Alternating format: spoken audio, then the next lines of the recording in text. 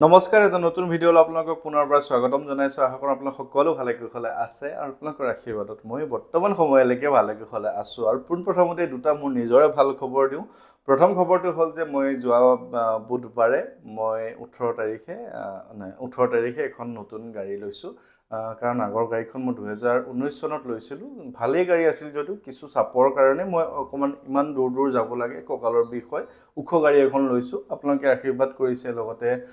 আপোনালোকে মোক ইমানখিনি মৰম আদৰ কৰে আৰু মই যিহেতু যাবই লাগিব, আপোনালোকৰ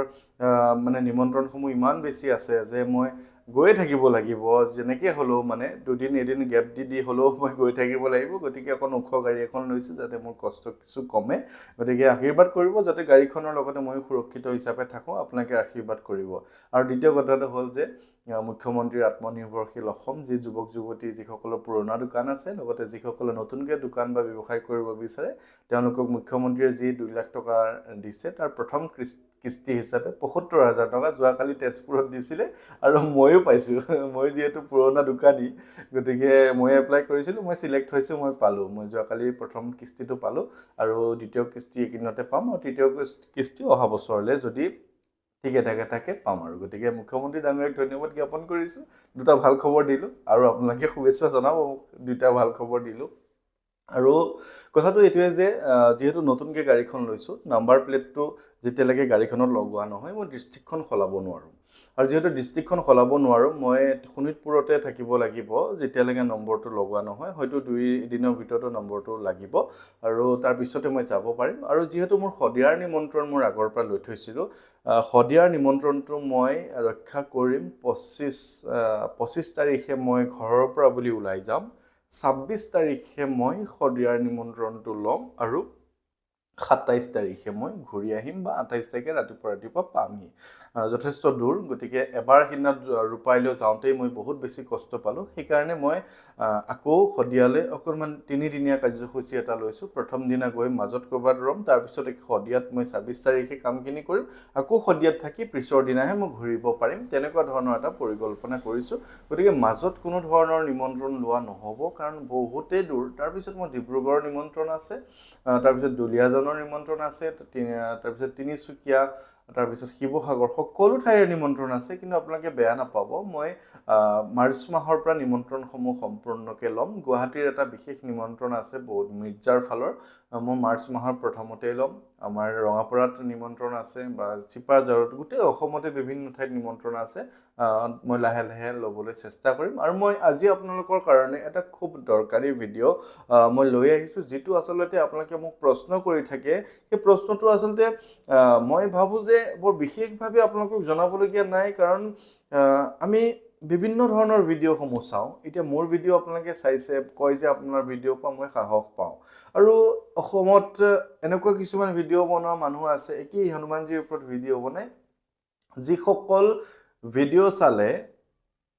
আপোনালোকৰ সাহসটো কমি যায়। মই বেয়া নাপাব কোৱাৰ কাৰণে, মই কৈছোঁ যে আপোনালোকে পাৰিব, তেওঁলোকে কয় যে আপোনালোকে নোৱাৰে। গতিকে মই যেতিয়া আপোনাক পাৰিব বুলি কৈ দিওঁ, আপোনাৰ সাহসটো বৃদ্ধি পায়, আপুনি কামখিনি কৰিবলৈ আপুনি সফলতা পায়। আৰু কোনোবা এজনে যেতিয়া কৈ দিয়ে যে আপুনি নোৱাৰে কৰিবলৈ, তাৰমানে আপুনি কৰিম বুলি ভবা কামটোও আপুনি কৰিব নোৱাৰে, আপুনি ভগৱানক প্ৰাৰ্থনা কৰাৰ আপোনাৰ অধিকাৰটোৱে তেওঁলোকে কৈ দিয়ে যে নাই। গতিকে এনেবোৰ কথাৰ কাৰণে আচলতে বিভিন্নজনে মোক বিভিন্ন প্ৰশ্ন কৰে। আৰু তাৰে এটা প্ৰশ্ন হ'ল যে হনুমান চালিচাখন আপুনি সুৰ লগাই পাঠ কৰিবনে, নে আপুনি এনেই পাঠ কৰিব? বহুতে কয় যে মইতো সুৰে লগাব নাজানো, সুৰ লগাব নাজানো কাৰণে মই পাঠ নকৰোঁ। অমুকে কৈছে যে অমুক এটা ভিডিঅ' চাইছিলোঁ যে সুৰ লগাই পাঠ কৰিব লাগে। এতিয়া তাৰ উত্তৰটো মই আজি দিবলৈ ওলাইছোঁ যে হনুমান চালিচাখন সুৰ লগাই, যদি সঁচা কথা কওঁ, মই নিজৰ গৃহতেই হওক বা আপোনালোকৰ নিমন্ত্ৰণতে হওক বা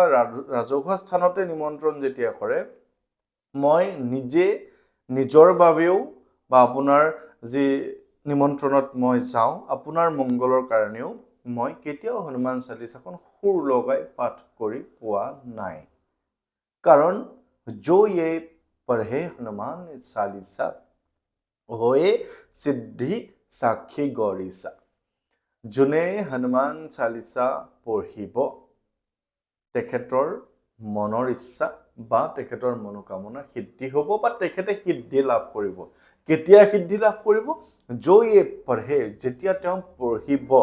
যোনে পঢ়িব যেতিয়া পঢ়িব এটা কথা হ'ল যো ইয়ে গায়ে কেতিয়াও নহয় হনুমান চালিচাখন আপোনাক পঢ়িব দিছে আপুনি যেতিয়া স্কুলত আছিল মনত পেলাওক আপুনি যেতিয়া আপুনি কিবা এটা পঢ়ে আপোনাৰ যে মন মগজুত সোমাবলৈ যে আপুনি অসমীয়া পঢ়িছে আপুনি হিন্দী পঢ়িছে আপুনি ইংৰাজীত পঢ়িছে আপুনি পঢ়িছে আপুনি গাইছে নেকি কবিতা হলে আবৃত্তি কৰিব গান হলে গাব গীত হলে গাব কিন্তু আপুনি এখন কিতাপ পঢ়িছে আৰু কিতাপখন আপুনি পঢ়িব আপুনি তাত সুৰ লগৰ কথা নাই কিন্তু যেহেতু হনুমান চালিচাখন এখন ঠিক তেনেধৰণে গীত হিচাপে গাব পাৰি ছন্দ আছে তাত গতিকে আপুনি গাব পাৰিলে বেয়া নহয় আপুনি সুৰ লগাই হনুমান চালিচা গাব পাৰিলে আপোনাৰ কাৰণে বেয়া নহয় কিন্তু হনুমান চালিচা যদি আপুনি সুৰ লগাই নাগায় যো ইয়ে পঢ়ে যোনে পঢ়িব আপুনি পঢ়িলেও আপুনি সিদ্ধি লাভ কৰিব তাত সুৰৰ কথা নাই আপুনি হনুমান চালিচাখন আপুনি হাতত লৈছে প্ৰথম কথাটো এইটোৱে যে তেখেতৰ ওচৰত যেতিয়া আপুনি কিবা এটা উদ্দেশ্য সিদ্ধিৰ বাবে হওক বা আপোনাৰ ঘৰখনৰ মংগলৰ কাৰণেই হওক যেতিয়া আপুনি পাঠ কৰিব তেখেতৰ ফটোখন হওক মূৰ্তিভাগ হওক আপোনাৰ ঘৰৰ থাপনাত স্থাপন কৰা অৱস্থাত থাকিব লাগে কথাটো বুজি ল'ব যে আপুনি কৃষ্ণৰ সন্মুখত হনুমান চালিচা পাঠ কৰিলে আপোনাৰ মনটো ভাল নালাগিব নোৱাৰিব বুলি মই কোৱা নাই বা মা দুৰ্গাৰ সন্মুখত আপুনি হনুমান চালিচা পাঠ কৰিলে আপোনাৰ মনটো ভাল নালাগিব হনুমান চালিচা আপুনি তেতিয়াই পাঠ কৰিব যেতিয়া হনুমানজী আপোনাৰ সন্মুখত থাকিব ফটোই হওক বা মূৰ্তিয়ে হওক আপুনি জয় শ্ৰী ৰাম যিহেতু হনুমানজীয়ে নিজতকৈ বেছি ৰামচন্দ্ৰক ভাল পায় ৰামচন্দ্ৰৰ পৰম ভক্ত তেওঁ গতিকে ৰামচন্দ্ৰৰ নাম ল'লে তেওঁ খুবেই ভাল পায় গতিকে আপুনি জয় শ্ৰী ৰাম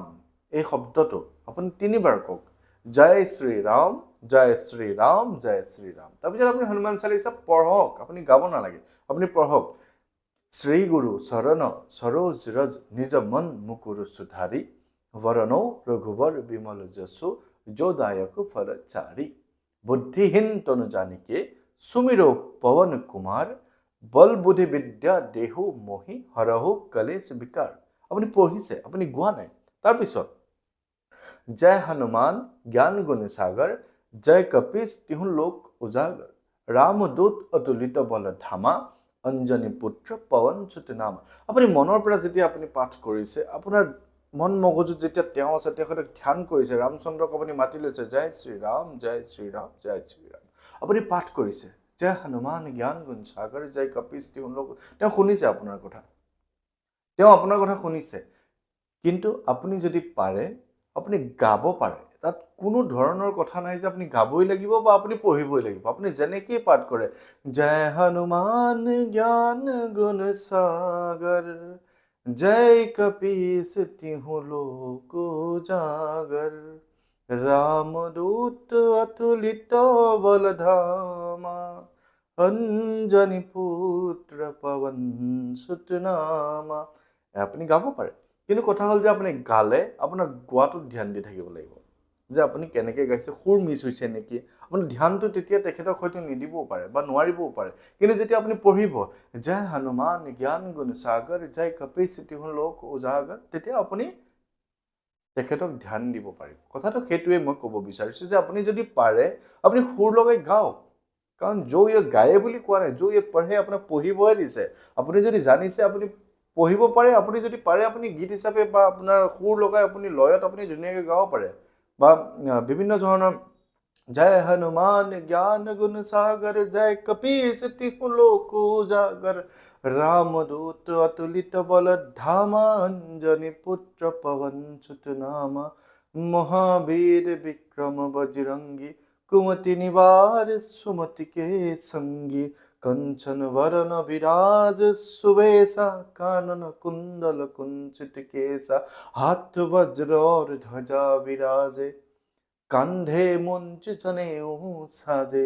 शंकर सुवन केसरी नंदन तेज प्रताप महाजगवंदन আপুনি গাব পাৰে ঠিক তেনেকে ধৰি লওক ইটো যিটো হৰিহৰণৰ সুৰটো জয় হনুমান জ্ঞান গুণ সাগৰ আপুনি তেনেকে গাওক আপোনাৰ যিটো মনৰ আপোনাৰ যিটো আপুনি সন্তুষ্ট আপুনি যদি নিজেই হনুমান চালিচা পাঠ কৰি আপুনি সন্তুষ্ট তেনেহলে আপোনাৰ ভগৱানজন সন্তুষ্ট আপুনি যদি নিজেই সন্তুষ্ট নহয় তেনেহলে তেওঁ কেনেকৈ সন্তুষ্ট হ'ব গতিকে এটা কথা মনত ৰাখিব বিভিন্ন ধৰণৰ লোকৰ বিভিন্ন কথা শুনি মন মগজুত এনেই বিকৃত কিছুমান কথা ভাবি ফল নিদিব নেকি অমুকে দেখোন সুৰ লগাই গাব দিছিলে মই সুৰেই লগাব নাজানো আজিলৈকে গান এটা গাই নাপালোঁ মই কেনেকৈ গাম হনুমানজীয়ে মোক কৃপা নকৰিব নেকি এইবিলাক হৈছে একেবাৰে কামত নহা চিন্তা আপুনি পাঠ কৰক যেনেকৈ পাঠ কৰক জয় হনুমান জ্ঞান গুণ সাগৰ আপুনি প্ৰথম পঢ়িবতো আপুনি এটাকো পঢ়িব জয় কপীশ তিহু লোক উজাগৰ তেওঁ শুনিছে আপোনাক আপুনি ধ্যান দিছে যে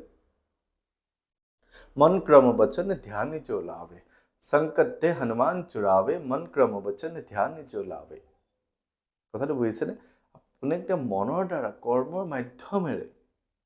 ধ্যান जो लावे যোনে ধ্যান जो लावे ধ্যান কৰিব তেখেতক আপুনি ধ্যান কেতিয়া কৰিব তেখেতক আপুনি মাতিব কেতিয়া আপুনি নিজে যেতিয়া মনত যেতিয়া আপুনি সকলো ফালৰ পৰা ফ্ৰী হৈ যাব আপুনি ভাবিব যে মই পাঠ কৰ্ম বহু আজি পাঠ কৰোঁ তাৰপিছত ভাবিছে মোকেতো সুৰ লগাব কৈছিলে মই সুৰ লগাব নাজানো মই চেষ্টা কৰোঁ আপুনি সুৰত ধ্যান দি আছে আপুনি সুৰত যেতিয়া ধ্যান দিব আপুনি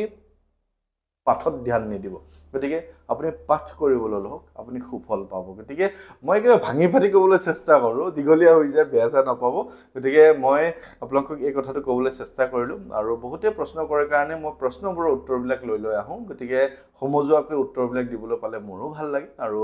আশা কৰোঁ আপোনালোকে কথাখিনি ভালকৈ বুজি পাইছে মই নিমন্ত্ৰণসমূহ মই যিসমূহ নতুন নিমন্ত্ৰণ আছিলে যোৰহাটী হওক শিৱসাগৰে হওক তিনিচুকীয়া হওক বা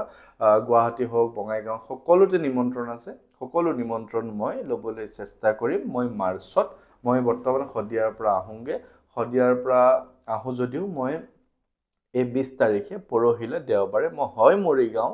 নহয় গুৱাহাটী এই দুইখন ঠাইৰ ভিতৰত এখনৰ নিমন্ত্ৰণ মই লওঁ তাৰপিছতো মই শদিয়ালৈ যাওঁ শদিয়াৰ পৰা আহি আৰু মই কোনো ধৰণৰ নিমন্ত্ৰণ ল'ব নোৱাৰিম এই মাহত যিহেতু 27 তাৰিখে 28 তাৰিখে এই মাহৰ শেষ গতিকে আকৌ মই